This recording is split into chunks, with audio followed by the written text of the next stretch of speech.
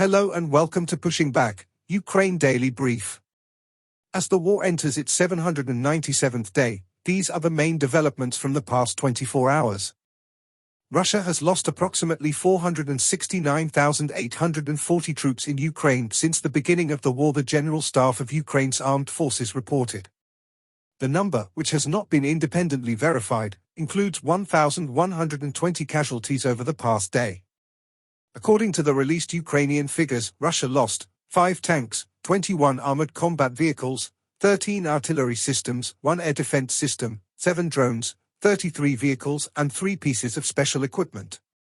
12,000 Russian artillery systems have been destroyed since the beginning of the Russian full-scale invasion.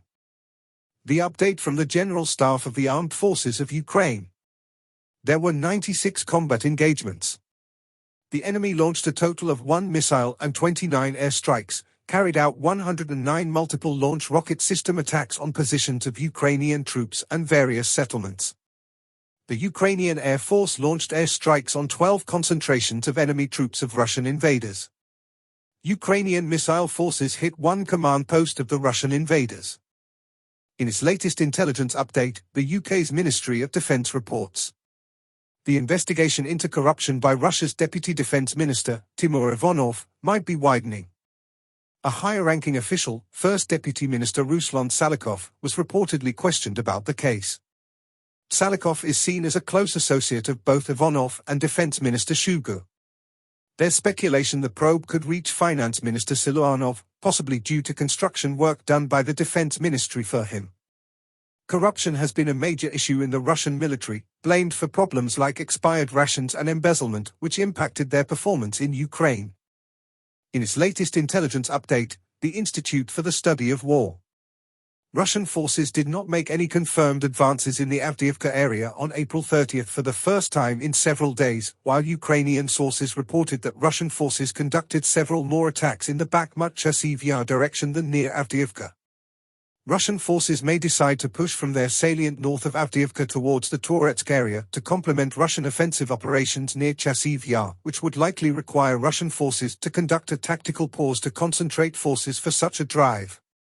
Russian sources claimed that Ukrainian forces conducted a short-range MGM-140 attack and strike against targets in occupied Crimea on the night of April 29 to 30.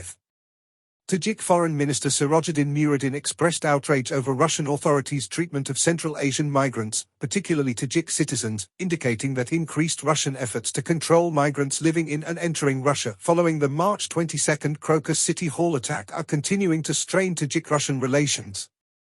Former Georgian Prime Minister and founder of the Georgian Dream political party Bidzina Ivanishvili reiterated a series of standard Kremlin information operations during his first public speech since announcing his return to Georgian public politics in December 2023.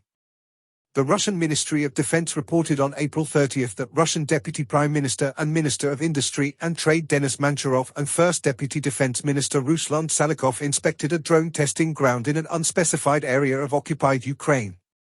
An investigation by Russian opposition outlet Vaznia Istoria implicates Kremlin-appointed Russian Commissioner on Children's Rights Maria Lvova-Belova and her sister in the deportation of special needs Ukrainian adults to Russia. Russian forces recently made confirmed advances near Kreminna, Chasiv Yar, and Robotyne. In Zelensky's nightly video he covered several points. Firstly, he honored the brave warriors of the State Border Guard Service of Ukraine. The dedicated individuals not only protect our state border but also fight alongside the defense and security forces of Ukraine on the front line. Secondly, they spoke about military meetings focused on the frontline situation. Key discussions included weapon deliveries and communication with partners. Strengthening our soldiers' capabilities is crucial, with a focus on Ukrainian air defense, artillery, and drones. Lastly, Prime Minister Denis Shmyhal delivered a report on military matters. Discussions included weapon and ammunition supply details, negotiations, and preparations for the first peace summit. Efforts toward Ukraine's membership in the European Union were also discussed. The country is prepared for these crucial steps. Thanks for following today's updates. Please don't forget to like and subscribe for more content. We'll return tomorrow with the latest news on the ongoing conflict.